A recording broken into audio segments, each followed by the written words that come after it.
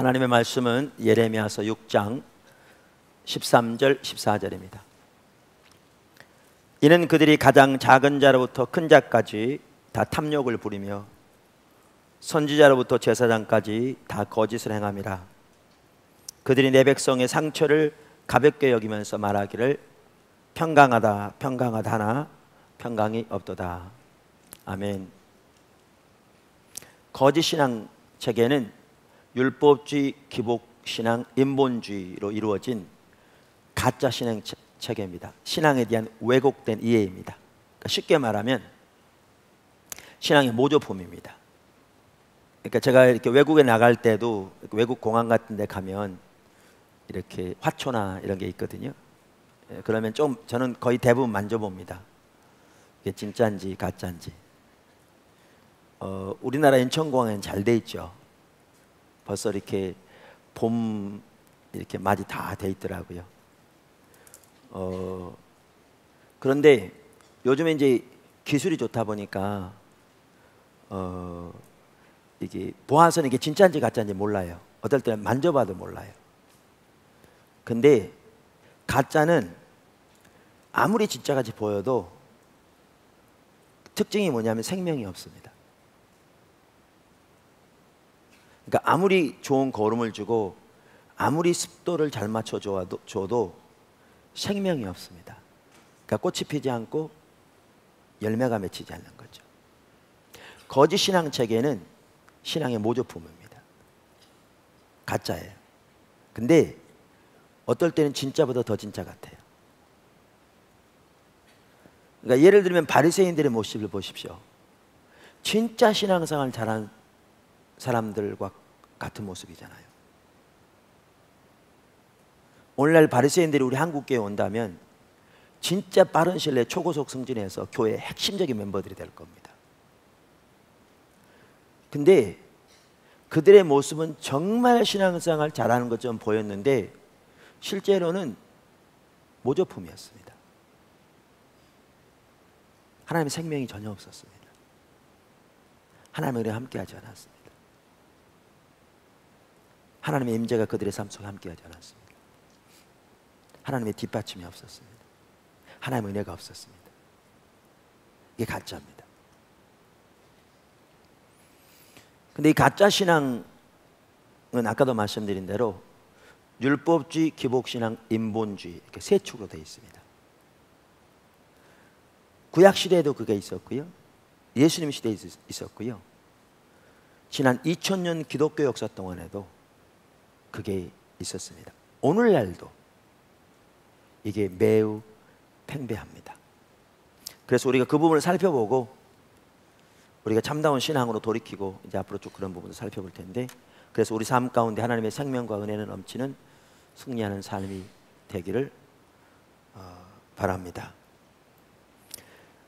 오늘은 그 중에 기복신앙에 대해 살펴볼 텐데, 제가 기복신앙이 거짓신앙 체계라, 가짜라 그러면 어떤 분들은 아니 성경의 복에 대해서 그렇게 많이 말하고 있는데 왜 기복신앙이 잘못이냐 이렇게 말하는 분들이 있습니다. 그래서 기복신앙이 왜 잘못인지, 또 참다운 성경이 말하는 복은 무엇인지, 이러한 부분을 알려면 두 가지를 보면 이게 선명히 보입니다. 그래서 오늘 아침에 그 두 가지를 살펴볼 텐데요. 첫째는 성경이 말하는 복, 두 번째는 거짓. 이 두 부분을 살펴보려고 합니다. 자, 첫째, 성경이 말하는 복. 여러분은 성경이 말하는 참된 복이 무엇인지를 알기 원하십니까? 네. 자, 그러면 그 아래 작은 첫 번째, 하나님이 복이십니다. 하나님이 복이십니다. 그러니까 성경이 말하는 복을 올바로 이해하기 위해서 우리가 가장 먼저 가져야 할 아주 중요한 이해는, 성경이 말하는 복은 하나님이 우리에게 주시는 그 무엇 이전에 하나님 그분 자신이 복이라는 사실입니다. 이게 아주 중요합니다. 그러니까 하나님 그분 자신이 복이요 생명이라는 사실입니다. 아멘. 자, 이에 대해서 잘 말해주는 구절이 신명기 30장입니다. 신명기 30장 한번 보시죠. 15절. 보라, 내가 오늘 생명과 복과 사망과 화를 내 앞에 두었나니. 여기 보시면 하나님은 우리 앞에 두 가지를 두셨다고 말합니다. 한쪽에는 뭘 두셨다고요? 생명과 복. 이 같은 겁니다. 생명과 복. 다른 쪽에는 사망과 화 혹은 사망과 저주. 그러면서 19절에 보시면 뭐라고 말하느냐? 너희와 너희 자손이 살기 위하여 생명을 택하라, 이렇게 말합니다. 여러분, 더 넘어가기 전에 제가 분명히 말씀드리는데요, 하나님, 우리를 향하신 하나님의 뜻은 생명입니다. 바꿔 말하면 우리를 향한 하나님의 뜻은 복입니다. 예수님께서도 요한복음 10장 10절에 인자가 온 것은 양으로 생명을 얻게 하되 더 풍성히 얻게 하려 함이라고 그랬고, 이 일을 위해서 자신이 십자가에 돌아가신다고 말씀하셨잖아요. 그러니까 우리를 향한 하나님의 뜻은 항상 생명입니다. 항상 복입니다. 그러니까 이 사실을 기억하셔야 합니다. 근데 왜 하나님은 우리 앞에 한쪽에는 생명과 복, 다른 쪽에는 사망과 화를 두셨느냐?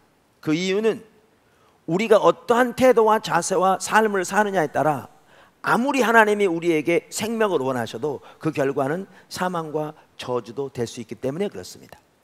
자, 그러면서 30장 여기 보시면 16절 그 다음에 20절에 보면 이 생명을 택하는 길이 무엇인가를 말하고 있습니다.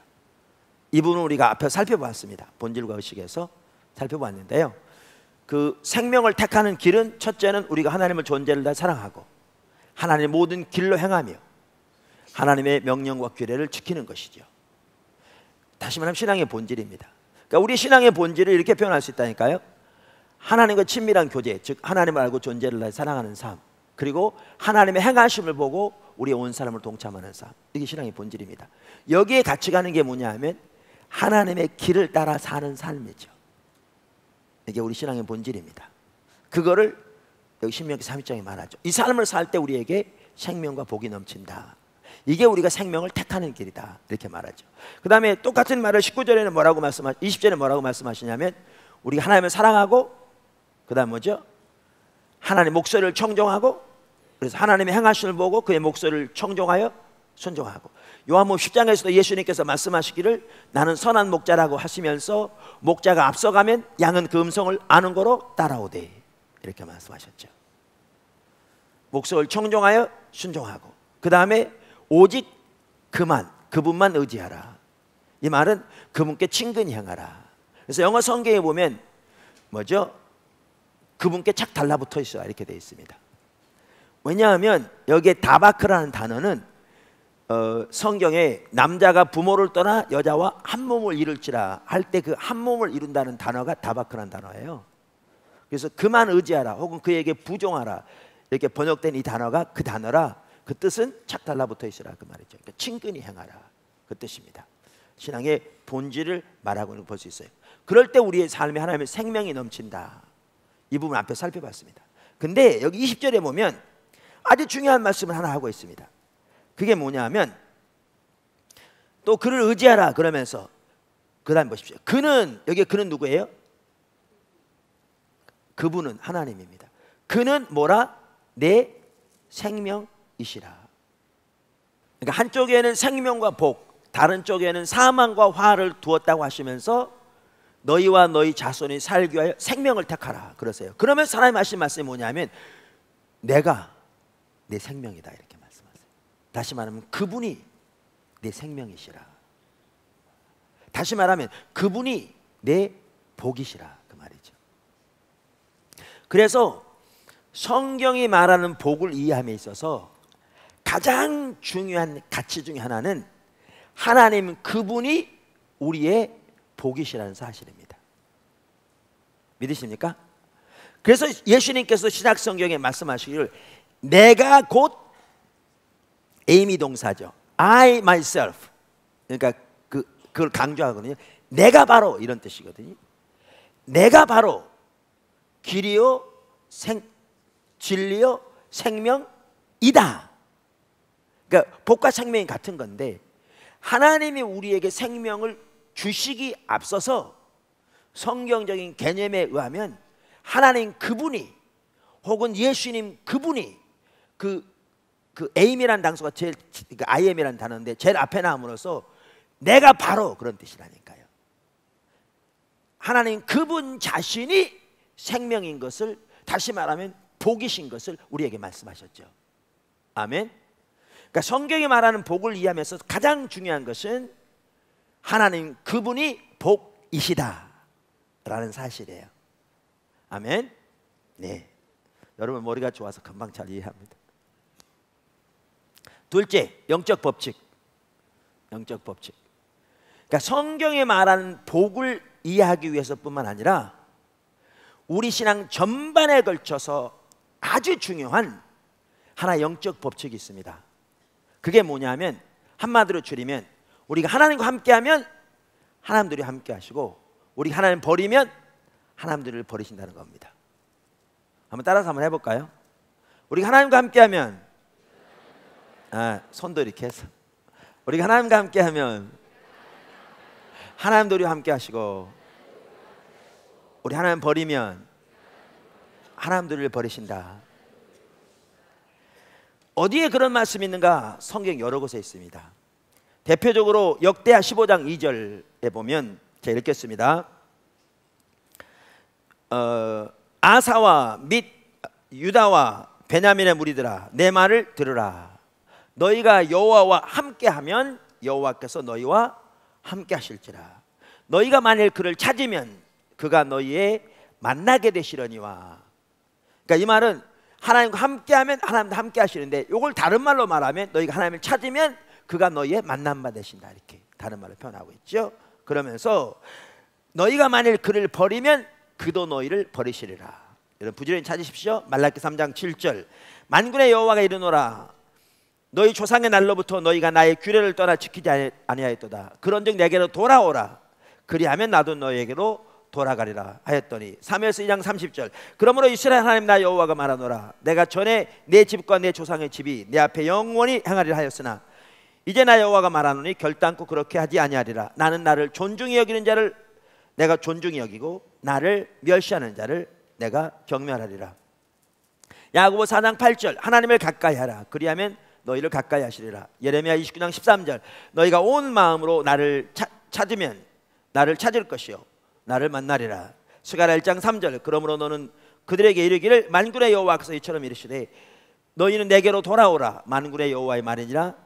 그리하면 내가 너희에게로 돌아가리라. 만군의 여호와의 말이니라. 제 책 십자가 복음에 다 있습니다. 그리고 못 받았으신 분은 녹화해서 인터넷에 다 올라가니까 찾아서 찾아보시고요.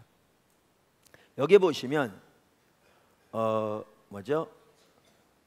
표는 다를지 몰라도 똑같은 걸 말하고 있습니다. 하나님과 함께하면 하나님도 함께하시고, 다른 말로 하면 하나님을 찾으면 만남만 되시고, 하나님께 돌아가면 하나님께서 우리에게 돌아오시고, 하나님께 가까이 하면 그분도 가까이 하시고, 이걸 다른 말로 하면 그분을 존중하면 그도 우리를 존중하시고, 반대로 우리 하나님 버리면 하나님도 우리를 버리시고, 다른 말로 하나님 멸시하면 하나님도 우리를 멸시하시는, 그러니까 하나님을 버린다 멸시한다 똑같은 의미입니다. 그래서 지난주에 살펴본 이사야서 1장 4절에서도 너희가 나를 버리고 나를 경멸히 여겨 멀리하고 물러갔다, 이렇게 말하고 있죠.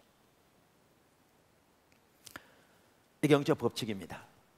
세 번째, 영적 법칙의 의미. 사실 여기까지는 쉽습니다. 문제는 그 말이 무슨 뜻인가 하는 거죠. 그러니까 우리가 하나님이 말씀하신 의미를 올바로 이해하지 못하면 우리는 아무리 그 구절을 읽으면서도 전혀 우리 모습을 못 봅니다. 무슨 말인지 제가 예를 드릴게요. 우리가 이사야 시대 여러 번 살펴봤죠. 이번만 하더라도. 자, 그러면 그 시대는 어떻게 했다고요? 안식일을 철저히 지켰다고요. 그 시대는 매월 첫날 하나님께 특별한 예배를 드리도록 되어 있는 월삭 예배를 철저히 드렸다. 그들은 모든 대회와 절기를 철저히 지켰다고요. 유월절, 초막절 철저히 지켰다고요. 여러분, 오늘날 우리나라 기독교인 중에요, 너무나 많은 사람들이 주일날 딱 한 번 교회 옵니다. 교회마다 새벽 기도도 있고 심야 기도도 있고 수요 예배도 있지만 어떻게 보면 대부분의 성도들이 주일날 딱 한 번 옵니다. 그것도 정기적으로 오지 않는 사람도 상당수 됩니다. 거기에 비하면 이사야 시대는 어떻게 보면 훨씬 더 예배를 잘 드렸다고 할 수 있어요. 그래야 안 그래요? 거기다가 오늘날은 이렇게 돈으로 헌금을 드리지만 그 당시에는 짐승의 제사를 드리는 거죠. 이게 예배기도 하지만 이게 헌금의 개념도 있죠. 그런데 그들은 말라기 시대처럼 병든 거, 저는 거, 눈먼 거 드린 게 아니라 가장 살지고 가장 좋은 것을 하나님께 그것도 무수히 드렸습니다. 그러니까 어떻게 보면 오늘날 성도들 중에서는 11조 하는 사람도 적지 않습니다. 일반적으로. 그거보다 정말 뛰어났습니다.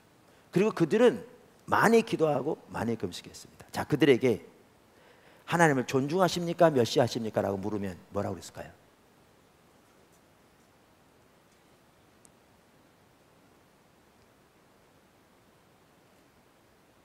그랬겠죠. 미친놈아, 우리가 하나님 멸시하면 이렇게 예배 드리겠냐? 그랬겠죠. 우리가 하나님 멸시하면 이 많은 헌금을 하나님께 드리겠냐? 그랬겠죠.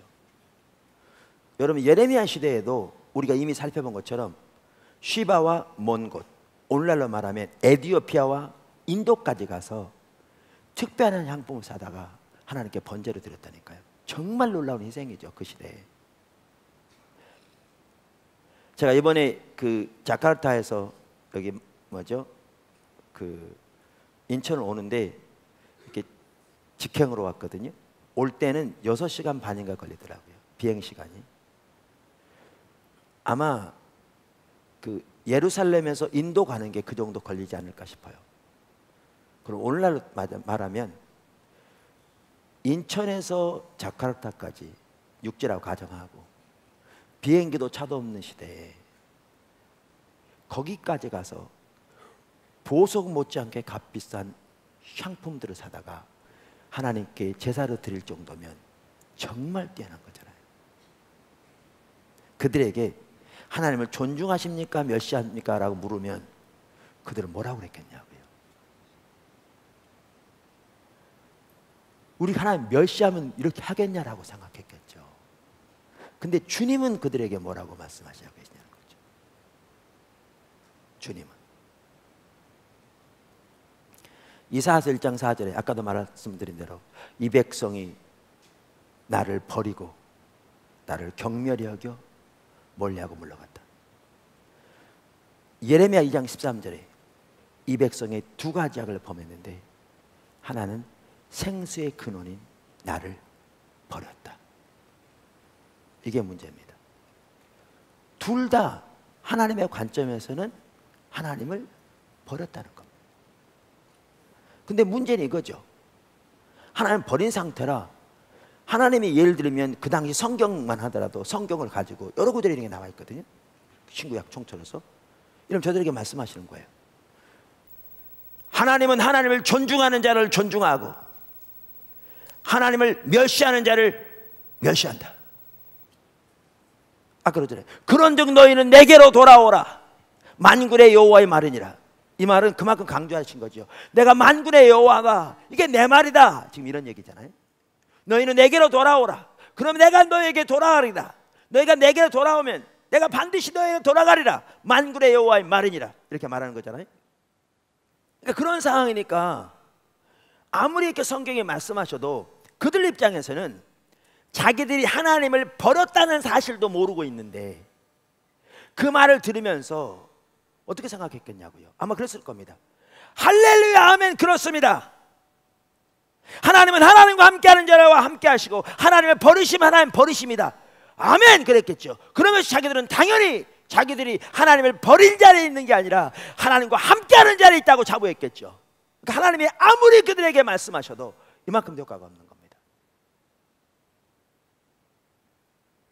이만큼도. 그러니까 말라기 시대도 그렇게 말씀하시죠. 너희는 내게로 돌아오라. 그리하면 나도 너희에게 돌아가리라. 하나 너희는 말하기를 우리가 어떻게 하나님께 돌아가리까 하는도다. 왜? 자신들이 떠나있는지도 모르는데. 그래서 영적인 법칙을 아는 게 중요하지만 그보다 더 중요한 게 뭐냐면 그게 무슨 뜻이냐는 겁니다. 그게 무슨 뜻인가를 알아야 우리가 정말 지금 하나님과 함께하는 자리에 있는지 아니면 우리가 하나님을 버린 자리에 있는지 그 우리의 모습을 볼 수 있죠. 그래서 그 의미가 중요합니다. 모든 면에서 그렇듯이. 이해하시죠? 그러면 그 의미가 뭐냐?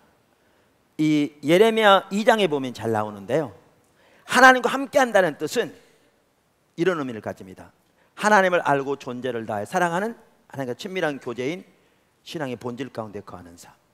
그리고 이 삶을 살면 그 같이 가는 게 뭐냐면 하나님 중심적인 삶입니다. 그리고 이 삶을 살면 하나님 주권적인 통치 아래 거하게 되어 있습니다. 그리고 이 삶을 살면 거기 하나님을 경외함이 있게 되어 있습니다. 그러니까 하나님과 친밀한 교제, 하나님 중심적인 삶, 하나님의 주권적인 통치 아래 사는 삶, 그 다음에 하나님을 경외하는 삶. 이게 다 같이 가는데요, 이게 하나님과 함께하는 삶입니다. 반대로 여기서 떠나면 그게 하나님을 버린 겁니다. 그래서 우리가 이미 살펴본 대로 의식이 중요하다고 안 중요하다고요? 오늘날로 말하면 예배, 기도, 헌금, 봉사 다 중요합니다. 문제는 중요하지만 이 자체가 하나님이 우리에게 원하시는 신앙의 핵심이요 본질이 아니라, 이것은 신앙의 본질인 하나님과 친밀한 교제를 위한 수단이라고요. 그래서 하나님 앞에서는 의식이 아무리 많아도 하나님이 정작 우리에게 원하시는 신앙의 본질에서 우리가 떠나면 이 모든 의식이 아무런 의미가 없다고요. 우리가 이미 본 것처럼. 그리고 이 신앙의 본질에서 떠난 게 곧 하나님을 떠난 것이라고요. 또 우리 신앙은 처음부터 끝까지 하나님 중심적인 삶입니다. 그리고 하나님 중심적인 삶에만 하나님의 생명이 있습니다. 근데 신앙이 타락하면 자기중심적인 삶으로 전락합니다. 자기중심적인 삶이 타락의 본질입니다. 그래서 이사야서 53장 6절에 인류의 타락을 한마디로 요약하면서 우리가 다 그릇 행하여 각기 제 길로 갔다. 그러니까 우리의 신앙은 하나님 중심적인 삶으로서 하나님의 자원으로 사는 삶, 하나님의 목적을 위해 사는 삶, 하나님의 방법 혹은 하나님의 길을 따라 사는 삶입니다. 그래서 예수님, 하나님께서도 뭐죠? 하나님 우리 앞에 생명과 복, 다른 쪽에 사망과 저주를 두었다고 하시면서 생명을 택하는 길을, 하나님을 사랑하고 그 모든 길로 행하라고 말하죠. 근데 사람이 타락하면 자기중심적인 삶으로 전락합니다. 그럼 자기 자원으로 자기 목적을 위해 자기 방법을 따라 살아가죠. 그래서 인류의 타락을 달 한마디로 요약하면 사는 말이 각기 제 길로 갔다. 그래서 하나님의 관점에서는 우리 가운데 아무리 종교적인 의식과 헌신이 많아도 자기중심적인 삶을 살면 그게 타락한 삶입니다. 전적으로. 그래서 하나님과 함께 있다는 말은요, 이렇게 신앙의 본질, 하나님 중심적인 삶, 하나님의 주권적인 통치, 하나님을 경외하는 삶, 이 삶 가운데 거하는 삶이 하나님과 함께하는 삶이고요, 여기서 떠난 게 하나님을 버린 겁니다. 자, 그럼 기억하실 것은 이 신앙의 본질에서 떠나면 우리의 삶은 실제로 하나님의 법을 버리게 되어 있습니다. 우리의 삶. 그래서 하나님은 신앙의 본질, 하나님 중심적인 삶, 하나님의 주권적인 통치, 그리고 하나님을 경외하는 삶에서 떠나는 것을 하나님을 버렸다고 말씀하십니다. 버렸다고 말씀하십니다.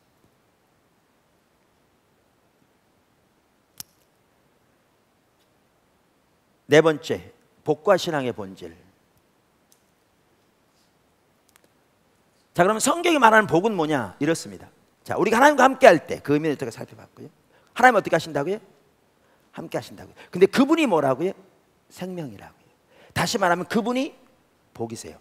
그러면 우리가 하나님 중심적인 삶을 살 때, 예를 들면 함께 할 때 하나님도 우리와 함께 하셔서 그분이 우리와 함께 하시면 성경에 나오는 그분이 하신다고 하는 그 모든 하나님의 일들이 우리 가운데 나타납니다. 우리를 도우시고 지키시고 인도하시고 보호하시고 하나님과 친밀한 교제 가운데 이끄시고 그 시대를 향한 하나님의 목적을 보이시고 우리가 하나님의 목적에 동참할 때 우리를 통해 하나님의 뜻을 이루시고 이 하나하나가 뭐냐? 그게 생명이고요, 그게 복입니다. 이게. 그러니까 아브라함이 하나님과 함께 했으니까 하나님도 아브라함과 함께 하셔서 그의 삶 속에 하나님의 생명이 넘쳤습니다. 모세가 하나님과 함께 하니까 하나님도 모세와 함께 해서 그의 삶 속에 하나님의 생명이 넘쳤습니다. 사무엘, 다윗, 이게 성경이 말하는 복입니다. 이게. 그래서 신명기 30장에서도 내가 내 생명이라고 말하면서 너희와 너희 자손이 살기 위하여 생명을 택하라고 말씀하시고 생명을 택하는 길을 말씀하시면서 제가 신앙의 본질이라고 말하는 그 부분을 말씀한 겁니다. 이게 복입니다. 반대로 우리 하나님 버리면 종교적인 의식은 있을지 모르지만, 종교적인 헌신이 있을지 모르지만 신앙의 본질에 떠나면 하나님은 버린 건데, 버리면 하나님들이 버리시다고 했습니다. 그런 그분이 생명이기 때문에 여기 생명이 있습니까? 없습니까? 없습니다. 그게 사망이요 저주입니다. 아까 읽은 사무엘상 2장 30절에서도 하나님께서 엘리에게 말씀하시기를, 내가 전에 너에게 말하기를 너와 내 조상의 집이 내 앞에 영원히 향하리라 하였으나 이제는 그렇지 아니하리라. 나는 나를 존중히 여기는 자를 나도 존중히 여기고 나를 멸시하는 자를 내가 경멸하리라. 이렇게 말하면서 엘리가 하나님을 멸시하는 자리에, 다시 말하면 하나님을 버리니까 하나님의 약속이 거두어진 걸 볼 수 있습니다. 여러분, 이처럼 하나님의 약속이 성취되는 것도 우리가 신앙의 본질 가운데 거할 때 하나님이 우리 가운데 오셔서 우리 가운데 이루시는 생명입니다. 생명입니다. 오늘 어떤 사람들은 자기가 젊었을 때 기도할 때 하나님 어떤 약속을 주셨고, 뭐 외국의 어떤 유명한 강사가 기도해서 어떤 약속을 주셨다고 해서 그 약속만 붙들고 그것만 품에 품고 살아가면서 그 약속만 생각하면 발이 공중에 닿지 않을 거고 구름을 딛고 다닌 것처럼 그렇게 떠다니는 분들이 있는데요, 여러분, 하나님이 주신 모든 약속은 우리가 신앙의 본질 가운데 거할 때 우리 가운데 성취됩니다. 우리가 신앙의 본질에 떠나면 그 사람이 버리는 것이기 때문에 하나님의 약속은 거두어집니다. 돌이켜야죠. 그 자리로 하나님을 알고 존재를 다하여 그분을 사랑하는 삶으로